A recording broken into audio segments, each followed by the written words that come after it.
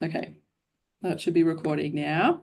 It is a few minutes past 12, so people may or may not dribble in, but and it is nice for us to record it, and we can pop it up on our YouTube channel if people need to rewatch it or watch it again. So yeah, this Zoominar, I guess, came from stemmed from a few discussions that the AP were having, especially surrounding our the taxa checklist, the fossil taxa checklist, and what should we do with those? Should we keep compiling the checklists, or could we do something more useful with them, perhaps? And so we got in touch with the ALA team, Atlas of Living Australia, Cam and Juliet Sears and Ellie Wallace, and we had a really cool conversation with them. When was that? A few months ago now. And we decided that we really needed to share that kind of a discussion with the rest of the AP membership and canvass people's opinions about how we might, what we might like to do perhaps in this space and with our taxa lists.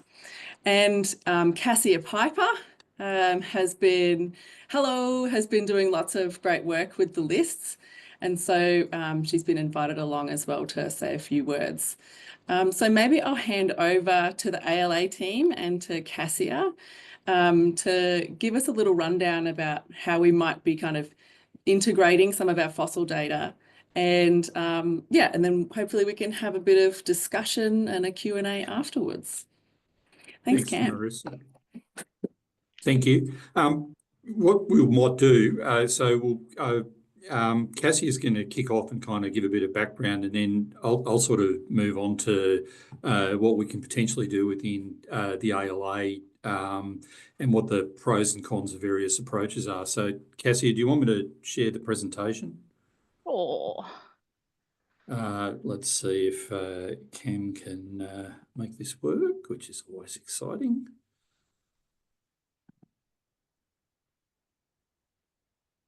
Did I make it? I think I've made it possible for people to share. Oh, yep, I have. Yeah. It just depends whether or not I can do my... Now, can everyone see that? Well, nothing's come up yet. Awesome. Hang on.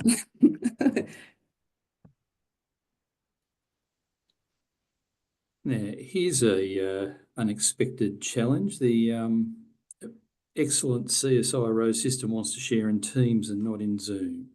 Fab. Good times. Here we go. There you go. Oh, yeah, we've got it. Oh, cool. Yep. I'll just get it. Now, can you still see that as a presentation? Yes, we can. Awesome. All right. Cassie, over to you. Is my microphone working? Yep. Yep. Awesome. All right. So for those who don't know me, my name is Cassia Piper. I finished my honours in paleoecology actually 10 years ago in 2014. Since then, I've really just gone wherever my career interests have taken me. I did a stint at the museum, in ministerials, and now I'm working quite heavily in databases and data science, mostly around extant fauna though. But I have been wanting to use some of those skills to try and include fossil information alongside that extant information. So this was kind of the step one that needed to make that happen. So before I get into it, I just want to acknowledge the traditional owners of the land that I'm in today. That's the Whadjuk Noongar people. They have cared for this country for tens of thousands of years. The skies, the waters, the land, the plants, the animals, the rocks, and the fossils. And I want to extend that respect to any Aboriginal and Torres Strait Islander peoples in this seminar today.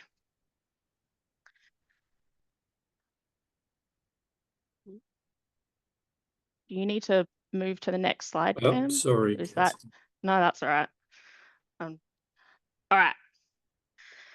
So when I first heard about the possibility of fossil checklists at an Australasian paleontologist's AGM in Perth at the end of 2022, I believe it was, So I think fossil taxonomy is in a pretty unique position, as it seems like the Australasian community as a whole is more or less in agreement on what species should be called what, unlike extant fauna and flora taxonomic names, which vary from state to state and between state and federal lists. So obviously anything life sciences uses taxonomic names to search for information, integrate information. So these names are essential to cataloging and communicating scientific data. Everyone in a community using those same names means standardized information. Everyone knows what everyone else is referring to. Different staff in different agencies, whether that's museums, universities, government, NGOs, everyone knows what they're talking about, they're writing about. And this can lead to better and quicker policy research and decision making. So publicly accessible checklists is a step towards fair data, findable, accessible, interoperable, and reusable. By making the checklists public, they are findable and accessible.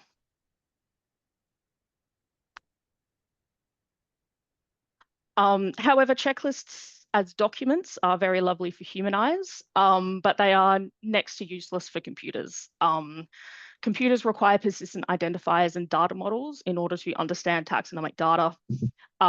Those persistent identifiers can connect information reliably, increasing interoperability between systems. And this also adds the ability to link identifiers of synonyms to a currently accepted name. Formatting taxonomic data into a spreadsheet makes it more machine readable, especially if it's a CSV file. The spreadsheet can be structured to include unique identifiers, and taxonomic names can be linked to their hierarchies and their synonyms using these identifiers. This in turn allows the information to be more interoperable. It's a lot easier to incorporate other data using unique identifiers from other systems, and this in turn makes it more reusable. And then these spreadsheets can further be formatted in a standardized way to form a taxonomic backbone. So most of you have likely used a taxonomic backbone every day. Think of it as the taxonomy module in EMU, the vocabulary model in Vernon CMS, species lookup list in Excel, in an Excel database. It's simply a way to organize your taxonomic information for biodiversity data to refer to, kind of like a controlled vocabulary. So a taxonomic backbone is considered the first step to displaying biodiversity data. Knowing what an organism is called allows you to tie its occurrence information to it, and it also allows you to implement policies around those taxonomic names if you wanted to restrict or limit public access to all those records that are tied to a certain name or classification. Records can be found by searching for a name, and names can be updated by linking synonyms for an easy flow through to the occurrence data, so you're not manually updating every single name change. A taxonomic backbone can be made of many connected checklists. So for example, all the fossil checklists on the AP website can be linked to form one big taxonomic backbone.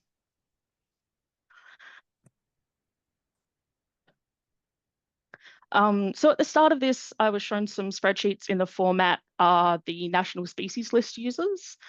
These were, I think, 4, maybe 5 spreadsheets linked together into a relational database or data set using foreign keys. This required a bit more information than was provided in the fossil checklists because they wanted type information and bibliographic, like a bibliographic reference. So really I had one simple goal starting out, and that was checklists in a spreadsheet and adhering to some kind of data standard. The standard I picked was Darwin Core, a very well-known biodiversity data standard. Specifically, I used the Darwin Core taxon class and its properties. It felt like a safe bet because ALA used Darwin Core, so even if it wasn't exactly what I needed, it wouldn't be too much work to get it where it needed to be. And it was a safe bet. It hasn't been too much work to help Cam and convert what I had into something the ALA could use. And once that foundation is in place, other steps can follow as the paleo community wants. Museum fossil specimen data can be displayed on a portal, just like extant material or fossil names, and the location data tied to them can be protected using generalization methods if that's what people want. Fossil data can be more accessible and readily usable for decision making and incorporated into other data sets, such as for conservation and biodiversity protection. There may even be a path to incorporating fossil taxonomy into the national species list databases as well. And all this involves working with ALA to make sure that those spreadsheets are now in a format that that is machine readable and that they can use, and how they plan to go about it all. And that's where Cam and Ellie come in. Thanks, Cassia. And I'd like to just also acknowledge the traditional owners on the land where I'm talking from, which is the Ngunnawal people, and acknowledge elders past and present, and very much echo what Cassia said at the beginning. So what I'm going to do is basically follow a very similar structure to Cassia, but kind of then sort of specifically focus on what can potentially be done for fossil checklists and fossil data in the ALA, both now and what's potentially possible depending on where AP wants to go. So Cassia's already introduced a lot of these concepts, but I'm going to kind of talk about them from the perspective of the ALA. So basically what fossil checklists enable you to do, if you're talking fossil checklists from the point of view of linking data, is that they make data discoverable. The names architecture in the ALA, and the ALA has a massive taxonomic backbone. It covers currently 266,000 taxa, and around about 500,000 synonyms. But there are kind of advantages and disadvantages to that, because effectively we deal with big data. So we're trying to match those 266,000 names against about 145 million records. And so my job within the ALA is managing taxonomy as the subject matter expert. And I work closely with my colleague Simon Sharon. And a lot of our job is basically trying to make sure that the data floating around that the ALA is loading matches against something logical within the taxonomy. We've been undergoing a massive project in the last 12 months to tidy up the taxonomy. Those of you who are longer term users of the ALA will no doubt already be raising your top lip in a sneer, because historically the ALA does not have a good track record with necessarily doing those matches effectively, but it has improved substantially in the last 12 months. And as we go into the next year of our taxonomy improvement project, will improve further. The important thing about the names architecture is that it makes linkages between data types possible. And I'll talk a bit about what that means for fossil data in the ALA in a moment. It means that you can house large amounts of data, and this is a really important thing, and the effective difference between a backbone and a taxonomic database. So what the ALA is a mechanism, is a housing for vast amounts of data arranged in a structured form according to a names backbone. What it isn't is a taxonomic database. So the ALA uses structured taxonomic databases like the Australian Faunal Directory, the Australian Plant Census, which are proper taxonomic databases. They're editable, they're updatable, and what we do is then take the latest version of those databases and arrange data against them. And the other point that I really want to drive home is all databases that are matching data to names involve compromises on taxonomy. And that's simply because what a names architecture is doing is trying to arrange data in a structured form. It's not necessarily trying to show taxonomy to its full resolution. And so in the ALA, the data is reliable to a relatively high degree at species level, but the further you go up the taxonomic tree, more and more compromises have been made to display the data in a sensible way. However, the advantage of doing that means that for a particular taxon, you can match trait data, taxonomic and vernacular names and indigenous names, images, maps, collection specimens, and Wikidata and species pages from online into a centralized species page that is then queryable by a user. So it can be incredibly powerful, provided you accept the fact that there is taxonomic compromises higher up the taxonomic tree. In order for something like the ALA to work, as Cassie has already touched upon, it requires a curated names list that's agreed nationally, or at least not disagreed. So for the extant fauna and flora, we use respectively the AFD and the Australian Plant Census. On the fauna side of things, it's relatively straightforward, quite simply because, as everybody knows, there's not enough taxonomists to cover most groups. So you're generally lucky to have one taxonomist in a given field, unless you're talking vertebrates, where you could probably cull a few and not notice. I'm only joking. On the plant side, however, where you have a lot more taxonomists working in a particular vascular plant group in particular, the way that the plant people do this is by reaching a consensus on which name will be used nationally. That name then gets used in the ALA. The reason why that matters is if you're trying to take a taxonomic checklist a la one of the fossil lists and use it in a taxonomic backbone, you need to have consistent identifiers so that when the data changes, when the names change, the data can be matched to the new name. And that's the most fundamentally important concept in data architectures. The other advantage of having if you like, dumbed down taxonomic hierarchy is it means that you can link, as Cassia again has already referenced, multiple different checklists into the same taxonomy and end up with a tree. And lastly, as again Cassie has already mentioned,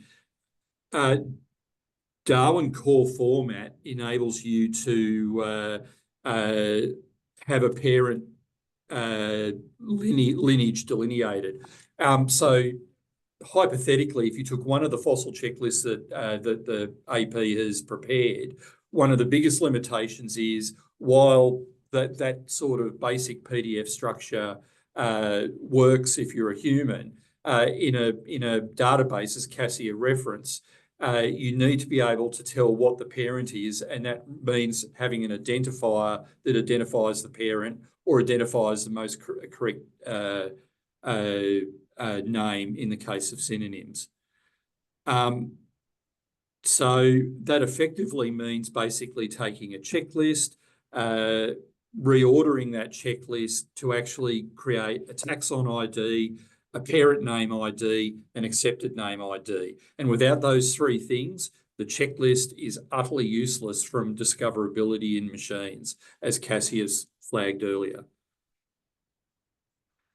So I actually prepared this slide on the off chance that I couldn't actually demonstrate Checklist Bank. So what I'm going to do, if that's okay, is hopefully stop sharing when I figure out where my stop sharing button is. So I'm just going to bail out of the presentation for a moment. Oops.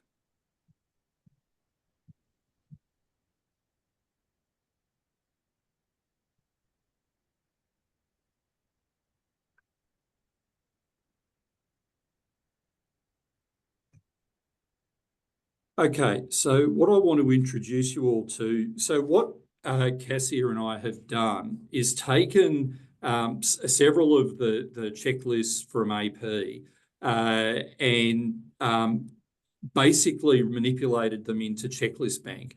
So Checklist Bank is a publicly available database. it has private and public views. This is a private view associated with the ALA. What we do when we're loading our taxonomic backbone into ALA, compiling it from a range of sources, is we plonk all those sources together and then load them into Checklist Bank to check the data.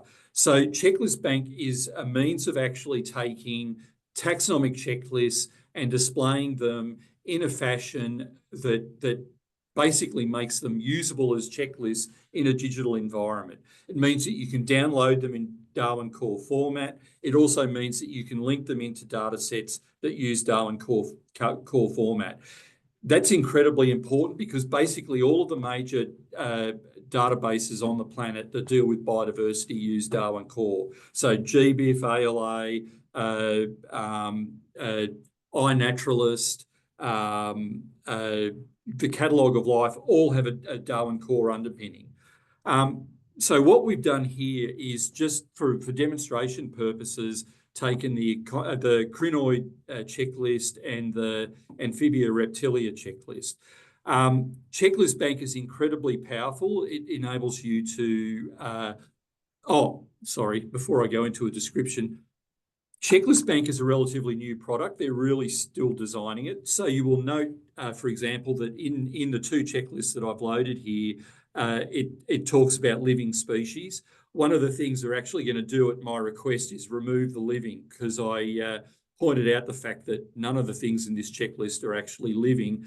And indeed, we've got the same problem with our ALA checklist, and it implies that, for example, the paradise parrot is extant, which I think we can all agree probably isn't. Anyway, so basically what Checklist Bank does is enable you to structure the data in a full-on tree, and it enables you to display fossil data or biodiversity data in a structured form.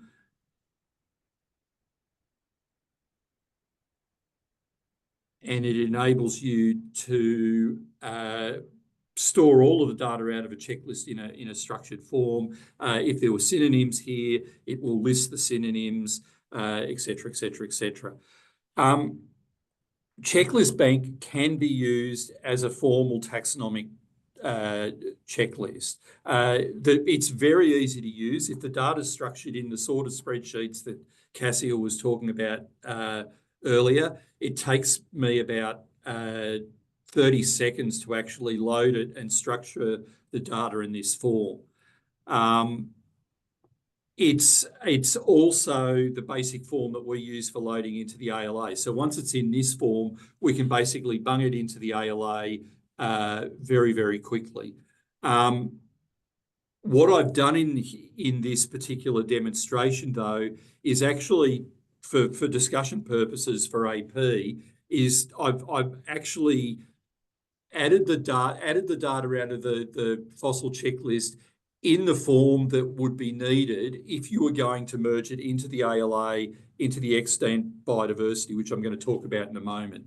So if you, for example, in the example here, what I've done is actually restructured reptilia or amphibia in the checklist to correspond with the basic form that the national species list, as in the species list that all extant biodiversity is represented, which means that some elements of the fossil checklist used by AP don't fit into.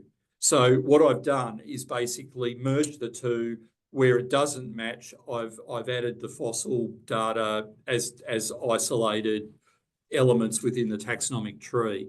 And I'm going to talk a bit more about that in a moment, but I just wanted to kind of flag this because this is what I'm kind of talking about, compromises. In the extant biodiversity, for example, there are branches of the tree of life where you have to take compromises. So, for example, the four major fish groups in the ALA are structured in such a way that you can query them as fish or respectively as Ignatha, Chondrichthyes, et cetera, et cetera.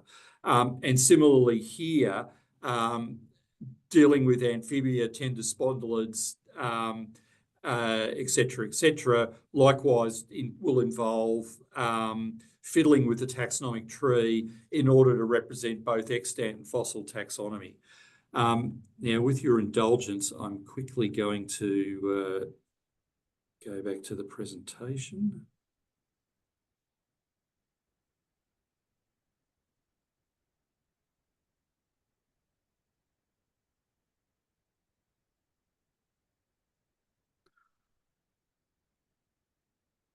Hopefully everybody can see the remainder of the presentation again.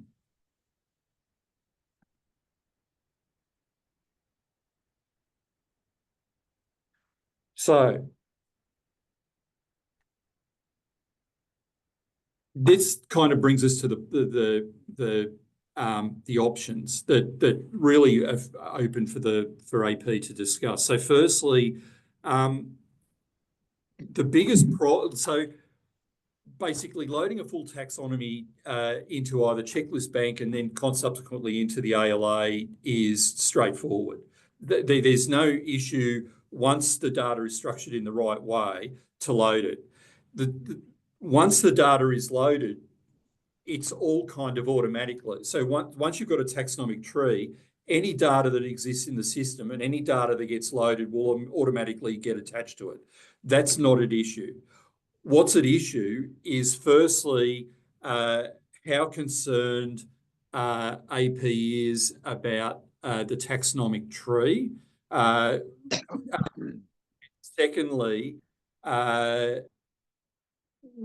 whether AP would prefer to have a completely discrete system that doesn't acknowledge the current tree of life, whether AP is prepared to consider compromising the higher levels in the taxonomic tree in order to get the lower level taxonomy into a publicly available system that coexists with modern biodiversity data, or do you want to approach something entirely different? So the three options are from if you want ALA's assistance, we can maintain the checklist in Checklist Bank that's publicly available should AP wish to do so. It's currently password protected. I can add those or basically on a needs basis when checklists get updated, we can update what's in Checklist Bank. The more advanced option would be going with a compromised upper taxonomic backbone and then adding fossil data into the extant ALA, which would mean each species in the fossil checklist would have a species page equivalent to any extant taxa, and we'd have to come up with some way of tagging a species as a fossil taxa or an extant taxa, et cetera, et cetera. The third option is that you take an instance of the ALA as, if you like, an updated version of the Atlas of Prehistoric Australia, which obviously Flinders came up with an awesome Atlas of Prehistoric Australia a number of years ago. The ALA had to take that down because there were concerns raised by the Australian museum community about exposing sensitive fossil data publicly in an unobfuscated form. The ALA now has means and ways of dealing with that, but you could potentially basically have an instance of the ALA, what's called a living atlas, that only has fossil data in it, only has a fossil taxonomy in it, and it would basically form a sister site to the rest of the ALA. And then, of course, the fourth option is to do something completely different. Anyway, I'll leave it there because I think that should leave you with about half an hour for discussion, Marissa. It's fantastic. Before we go on, I must rectify an issue that I noticed immediately after Cassia started speaking, which is that I didn't do an acknowledgement of country, and I felt terrible for the past half hour. So, of course, I am joining everybody from Anawan country on the New South Wales Northern Tablelands, and I extend my respect to their elders past, present and emerging. And what I did notice, especially from Cassia's talk at the beginning, is that you mentioned the FAIR principles at the beginning, and it made me think of the CARE principles as well. And have you guys had much to do with the CARE principles as part of the work that you're doing at the ALA, or even your work, Cassia? I'll probably hand over to Ellie. Oh, The yeah. short answer is we have, but Ellie's better placed to answer than I am. Cool. If people don't know what the CARE principles are, I'll put a link in the chat. I put a link to the FAIR principles in the chat already. So this is the CARE principles, and it's the CARE principles for Indigenous data governance. And CARE stands for collective benefit, authority to control, responsibility, and ethics. So it's about treating the data ethically. So how I think of it, care and FAIR don't necessarily align. They don't necessarily have mutually similar goals. So there are bits of care and FAIR that actually are at odds with each other. So how I think about it is FAIR is about free, open, and reusable access to data. CARE is about building community and building contacts with community and building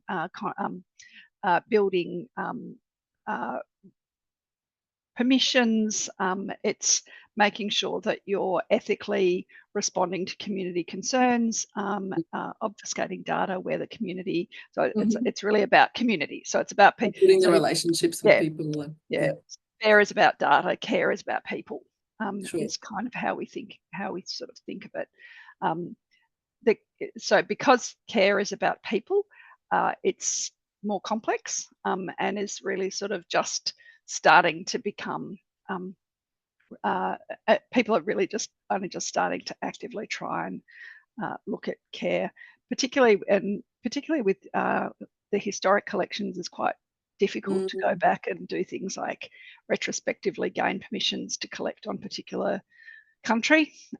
So we're sort of looking at what do you do going with future collections rather than necessarily looking back.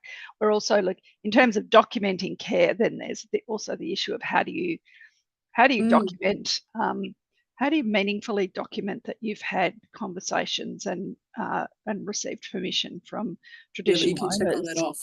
Yeah, without it being sort of just a naff tick box. Going, did you consult Aboriginal communities? Yeah, I did, sure. But you don't also want to fill up your own collection management systems and databases are the appropriate place to store that kind of documentation.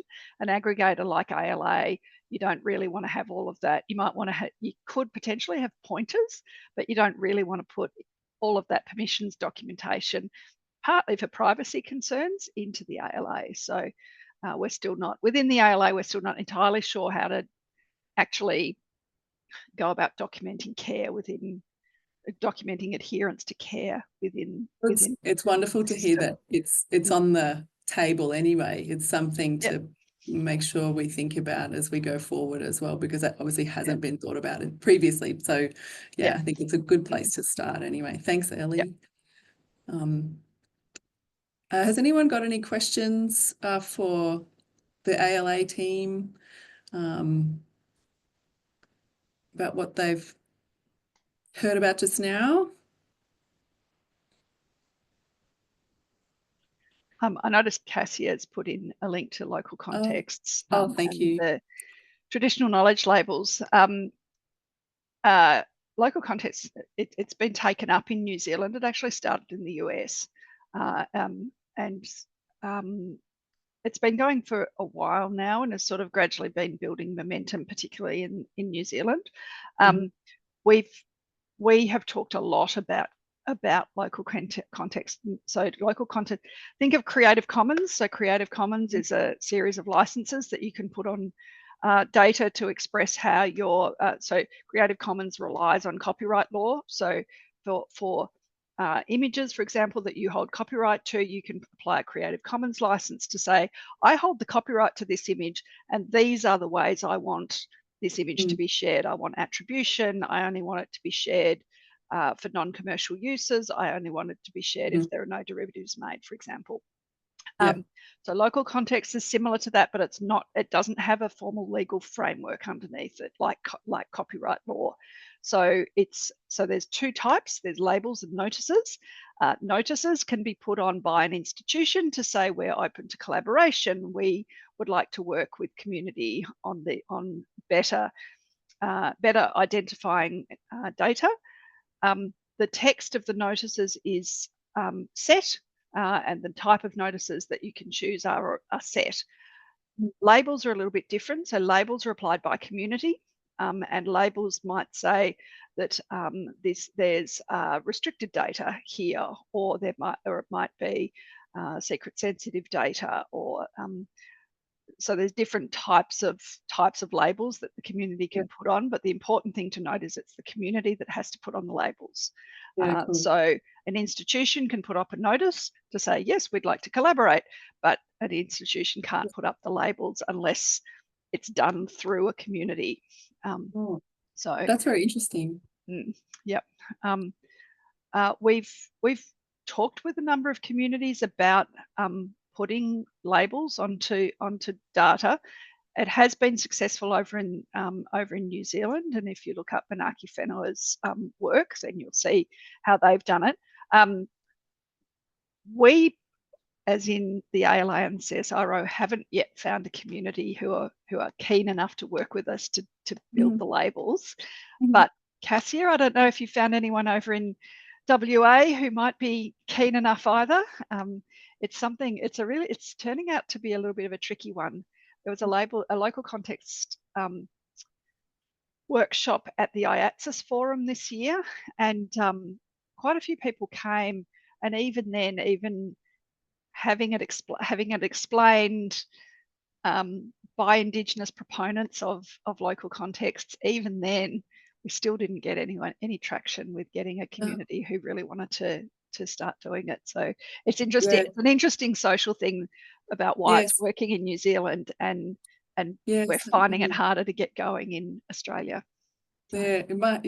I wonder if it's about two-way sort of thing. There's got to be mutual benefits, and having everybody on board. Kind of, it could just be different here for some other reasons. But it's wonderful to get the conversation started. Like, you have to start somewhere. Sure. Thank you so much for that.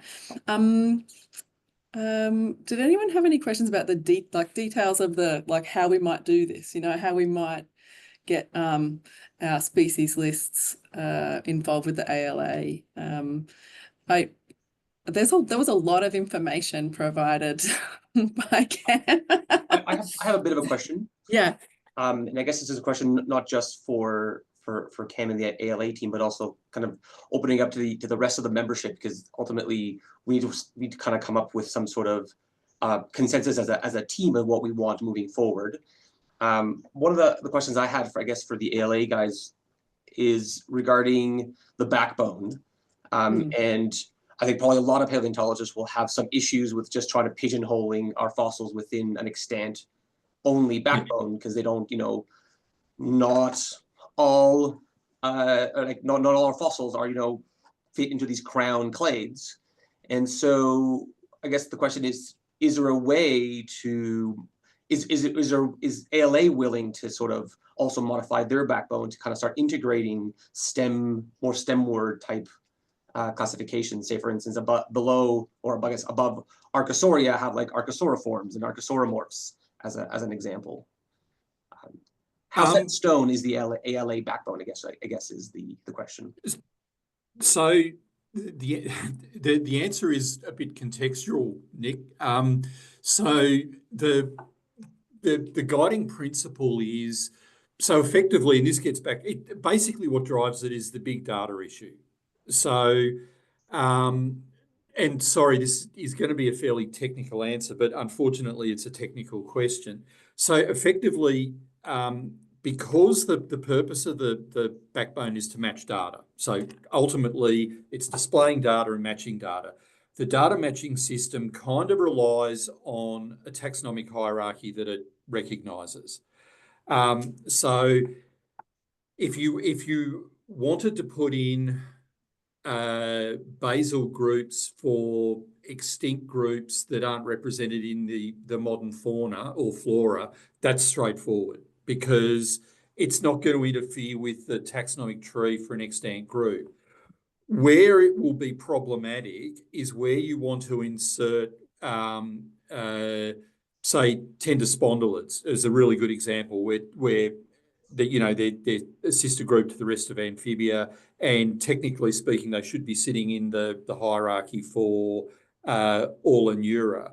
That causes us problems because most of the data sources that we're importing won't have tender spondylids in the tree. And what it actually causes is a whole bunch of extant biodiversity data not to match. So our way of probably handling that would be to have tender spondylids in the tree at the right point, but not having Anura sitting underneath them. Does that make sense? I think so. Now that is, and that's kind of the compromises that I'm talking about. But that,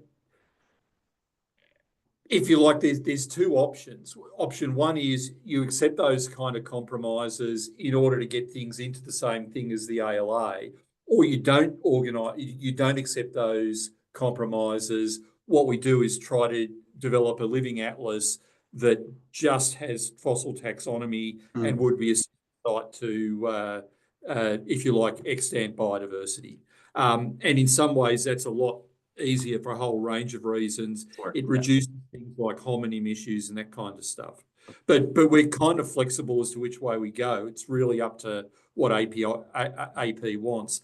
The other thing I'd note is the checklist bank option, which is kind of basal to either pathway, is a really good way of visualizing your current checklist in a tree form. And that's largely agnostic to either of those options. You can have it with either option, if that makes sense. Okay. Yeah, I haven't quite decided which option I like better so far yet. I mean, ideally, like the extant and extinct are all part of the same system. We all kind of, it's all related in the end, and so it would be nice for it to be all in one place. But yeah, I agree that there are some issues there. It'd be great to see what other people think from here as well. Yeah, it was so what I heard from Cam was that there, at the end of the day, there's a series of options, and like one is like we just go all in with ALA, like the fossil data just kind of, we just have to cop it and see what happens. And I don't think I'm happy with that one, but yeah, and then on the other end of the spectrum is to sort of like build something separate, completely separate, that would which I'm accommodate also not happy with. fossil data better by itself. Yeah, a bit, and then there did seem to be kind of a few things that are kind of in between. You could potentially, this is kind of makes my head hurt, but there would potentially be another way of dealing with which would be to have, if you like, two hierarchies within the existing ALA website. That would not be our ideal solution for the simple reason that you end up, something like Crocodilius porosus would end up being in the taxonomy twice as a homonym that's not really a homonym. Does that make sense? And that causes us data matching problems. Kenny has a question. Yeah, kind of. I just wanted to bring back a bit of history about how we started checklists in the first place. Yes, please.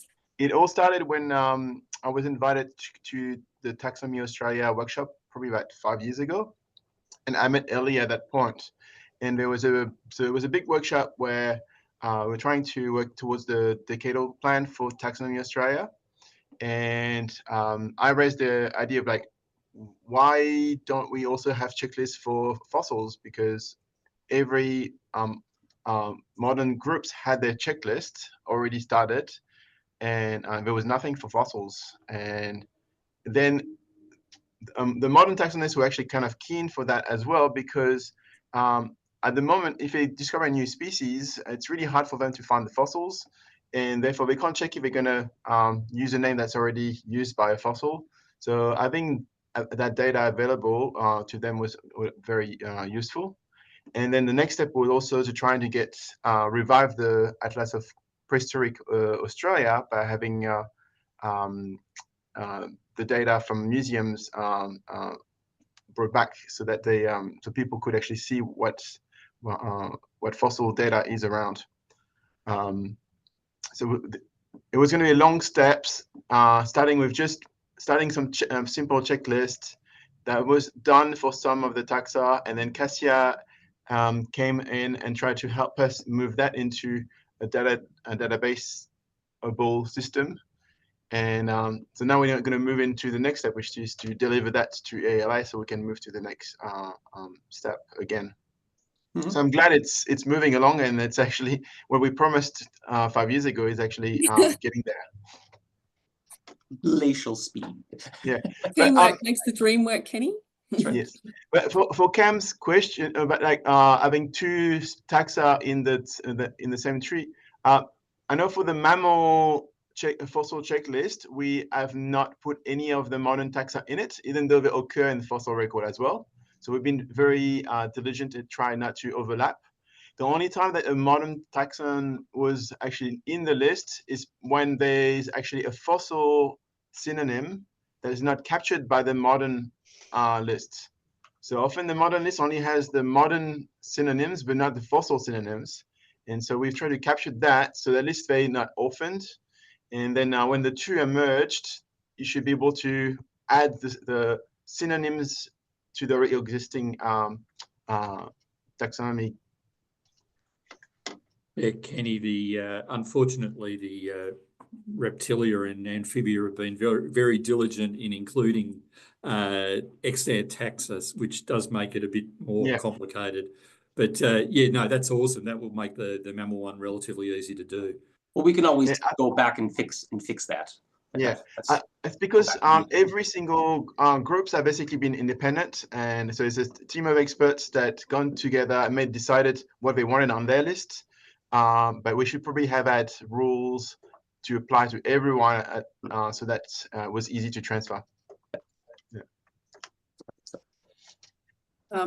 Lachlan? Yeah, Cam, how malleable is the data once it's in the system? So I'm asking this question in the context of sometimes in paleontology, our interpretation of where things sit taxonomically changes based on new research. Classic example is we found out that dinosaurs, birds were actually dinosaurs, and so therefore dinosaurs were no longer extinct. At smaller scales, this happens like more often in paleontology as well. We reclassify things and they change around, their taxonomy changes. So once a taxon is in the a data set, how easy is it to move it somewhere else and change its taxonomy? It's actually, well, if I can give you two levels of answer, Lachlan, purely from a database perspective, it's straightforward, because basically any name has a parent ID. So that effectively there's two things that make it easy that it's slightly different from a checklist. In a database, what you do is you have a level for the family, a level for the genus, a level for the subgenus is a subgenus, a level for the species, a level for the subspecies. So where things are shifting, all you do is change the parent ID.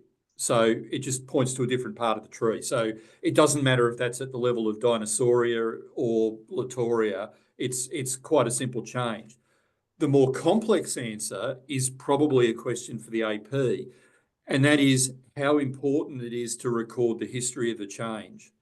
So for the major extant biodiversity databases, so AFD and APC, they actually record the taxonomic instance where it was recorded so they'll record the previous instance of Dinosauria being somewhere else, and that will then get attached as a synonym to the current instance.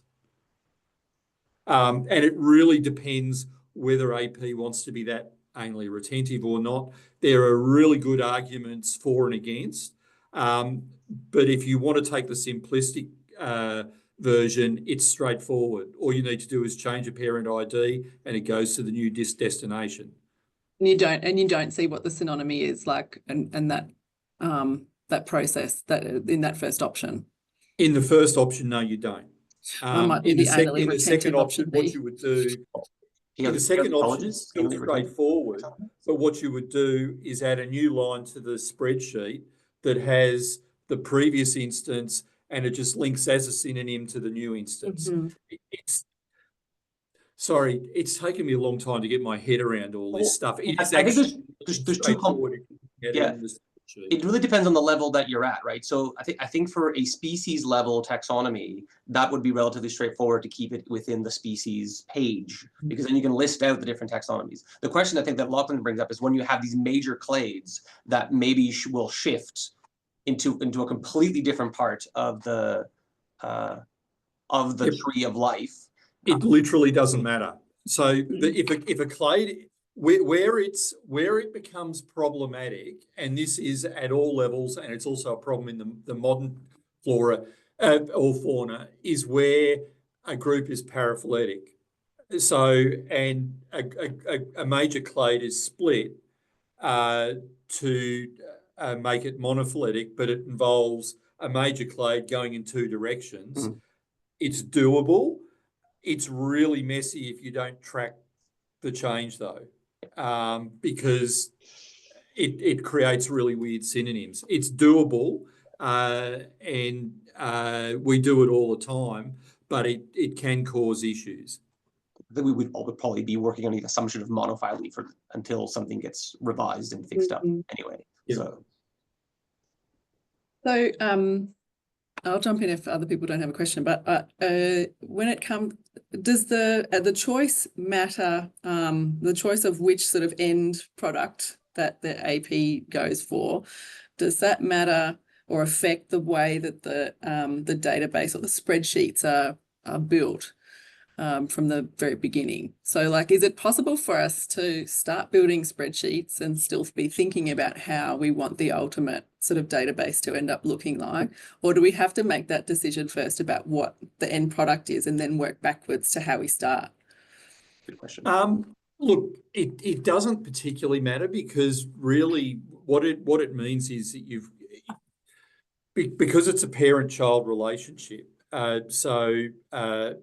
What it will mean is inserting additional lines into the, depending on which way you want to go, you may have to insert or remove a parent, and then all you're doing is changing the parent IDs from one spot to another. So either is doable. It's obviously a lot less messy if you make the decision at the start. It's not insurmountable if you choose not to do that.